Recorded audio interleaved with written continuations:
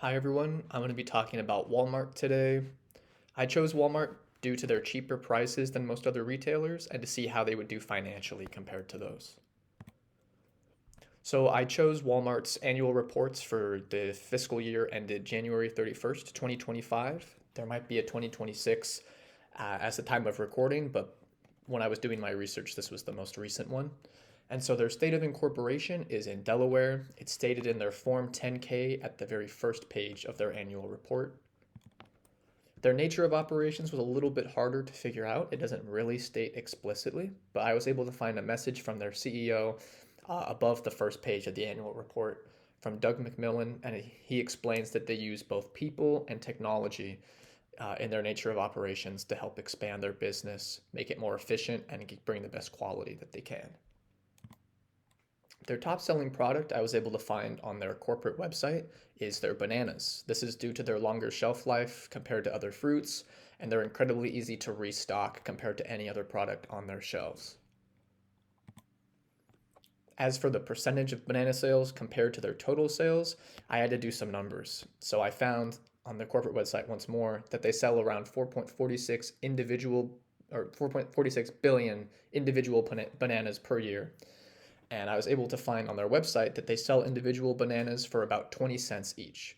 So doing some math, 4.46 billion times 0.20, we can deduce that they sell around $892 million in bananas per year, which is a crazy number. But if you look at their total net sales, it was $674 billion for this fiscal year. So doing some math, once again, if you divide 892 million into 674 billion, it shows you that bananas are only 0.001% of the total sales of Walmart, which is a crazy number, but it just shows how many products Walmart has for their top selling one to barely make a dent in their total sale percentage. As for their total assets, as of January 31st, 2025, they have in millions 260,823. It's their current assets plus their property, plant, and equipment that ended up getting that number for us. Walmart's total liabilities in millions are 163,402, and for that you take the current liabilities and their long-term debt to find their total liabilities. And Walmart finances through equity, so their total stockholder equity was a total of in millions once more 97,421 once you add everything up together and you subtract the non-redeemable or sorry, the accumulated other comprehensive loss as well. And then Walmart's total revenues for this year were $680,985 in millions. Most of their money comes from net sales, but they also have membership and other income that make up for around 6 billion of it. Their net income over the past 5 years has been a very interesting kind of jump up and down. Their net income in 2021 was around $13.5 billion, and it only increased about 1.2% in 2022 up to $13.67 billion. But then we find in 2023, it drastically went down about 14.6%, where they only made about $11.7 billion for the year net income. But then in 2024, it shot up even more, had an increase of around 32.8%, and they made $15.5 billion. And it only continued to go up for this most recent year, at least in terms of the annual report. It shot up 25.4% for them to make $19.4 billion in net income.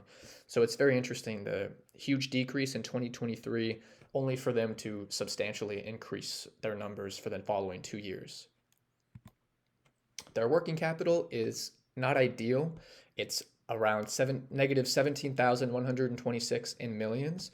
We took their current assets and their current liabilities, subtracted that, and that's what we ended up getting. It's not ideal, but for a company as large as Walmart, short-term obligations are not always as pressing as the long-term. And then their current ratio is 0.82, dividing their current liabilities from their current assets. Again, you want that to be around 1 or higher for an ideal ratio, but for a company as large as Walmart, they're not looking in the short term. As for their competitors, at the very top here we have a graphic for Dollar General, and at the bottom we have one for Target. So Target has a current ratio of 0.94, and their working capital is in millions, negative 1,345, so slightly better numbers. And Dollar General has a current ratio of 1.19, which is very good. And their working capital is actually in the positives. It's $1,295 in millions. So they might both have better working capital and current ratios than Walmart, but if you go ahead and take a look at these ones, Target on the top and Dollar General on the bottom, Target had a total revenue in 2025 of 106 point roughly $6 billion, and Dollar General had a total revenue of $40.6 billion. These pale in comparison to Walmart's $680 billion. So this just demonstrates that Walmart sells way more products and has a much larger, grander scale of operations. So their long-term operation is much better than Target and Dollar General. But because Dollar General and Target are smaller scale stores, they may be a lot more successful in the short term with their working capital and current ratio. Thank you guys so much for listening.